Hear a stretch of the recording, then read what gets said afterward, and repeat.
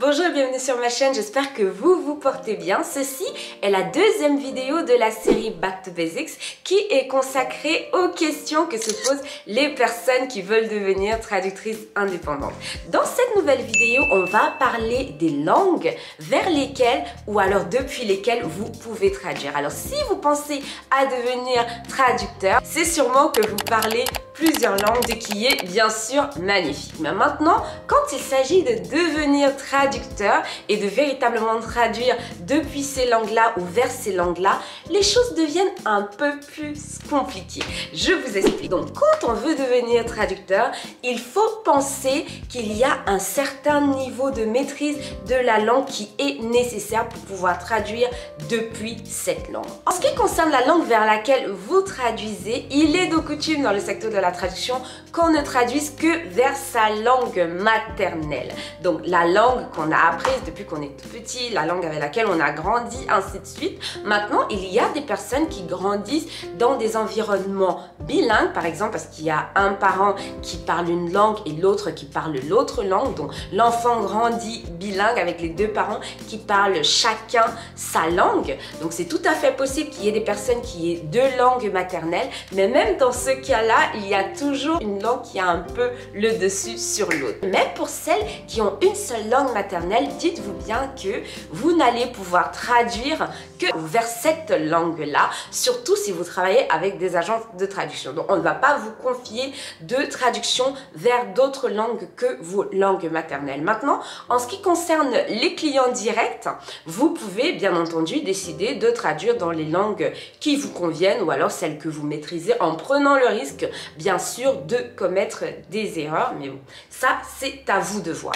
Alors maintenant qu'on a réglé la question de la langue ou des langues vers lesquelles vous allez traduire, on peut parler des langues depuis lesquelles vous allez traduire. Alors les langues depuis lesquelles on traduit sont appelées langues sources et les langues vers lesquelles on traduit sont appelées langues cibles. Donc quand il s'agit de vos langues sources, comme vous vous en doutez sûrement, il va falloir un peu plus que le niveau d'anglais ou alors le niveau d'espagnol que vous aviez au sortir du lycée. Il va falloir avoir beaucoup plus de connaissances que ça. Par exemple, pouvoir traduire des textes juridiques, des textes économiques, des textes techniques depuis cette langue-là vers votre langue maternelle. Donc, une maîtrise quasi parfaite de la langue source n'est pas nécessaire, mais il faut quand même avoir un niveau minimum C1 pour pouvoir traduire depuis ces langues-là. Donc là, en fait, il n'y a que vous qui pouvez vous auto-évaluer pour savoir dans un premier temps si vous avez la capacité de traduire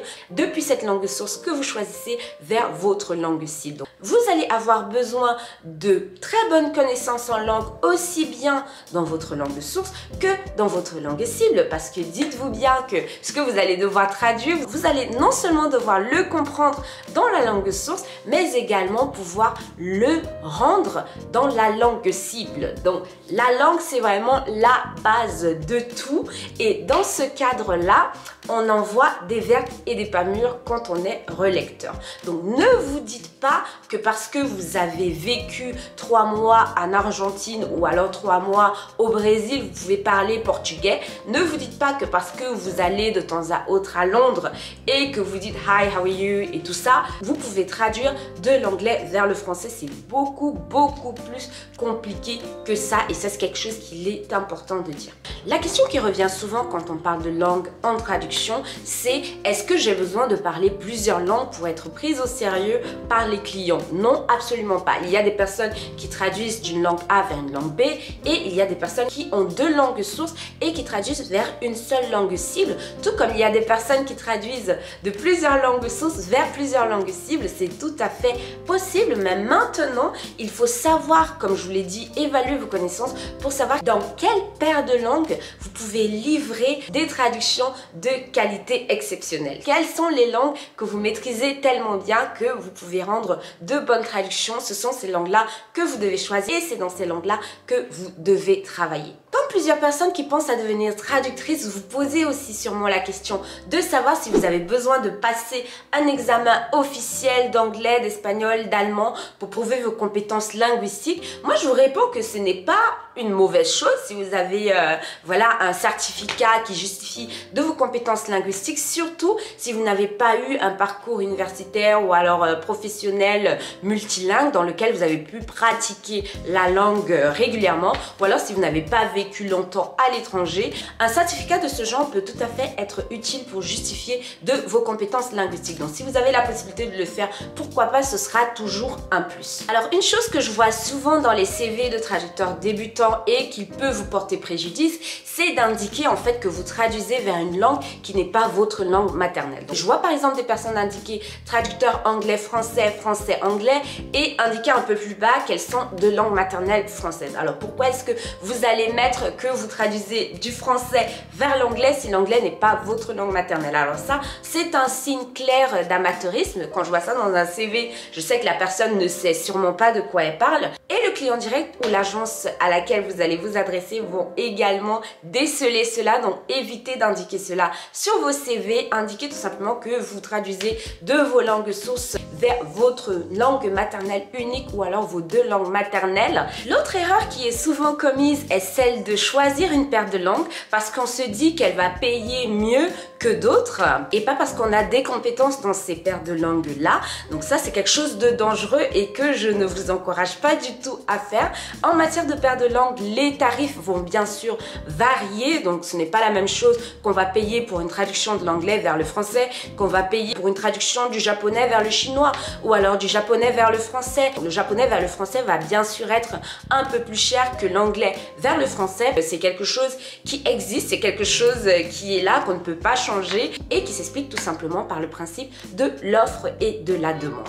Pour les prochaines vidéos, dans le cadre de la série Back to Basics, je vais bien sûr aborder la question des tarifs et vous expliquer un peu comment cela fonctionne. Donc si c'est quelque chose qui vous intéresse, je vous invite dès maintenant à vous abonner à la chaîne, ainsi vous ne raterez aucune des vidéos qui vont suivre.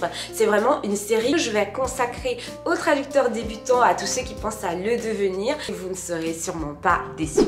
Donc comme vous le constatez sûrement, la question des langues dans la traduction est assez épineuse. Ce n'est pas aussi simple qu'on le pense souvent. Donc il est nécessaire de s'auto-évaluer, il est nécessaire de connaître votre niveau de compétence, vos capacités en matière linguistique pour savoir si vous avez vraiment ce qu'il faut pour commencer à travailler comme traducteur freelance. Les compétences vont bien sûr varier en fonction des spécialisations que vous allez choisir. Vous pouvez devenir traducteur juridique, traducteur médical, traducteur technique, traducteur marketing. Il y a plusieurs spécialisations qui s'offrent à vous, mais ces spécialisations viennent également avec une certaine terminologie qui peut être très compliquée à comprendre si jamais vous n'avez pas de connaissances linguistiques très poussées. Donc pensez-y, les langues c'est la base en matière de traduction et il faut s'assurer qu'on a un très bon niveau parce que la concurrence est tout simplement rude.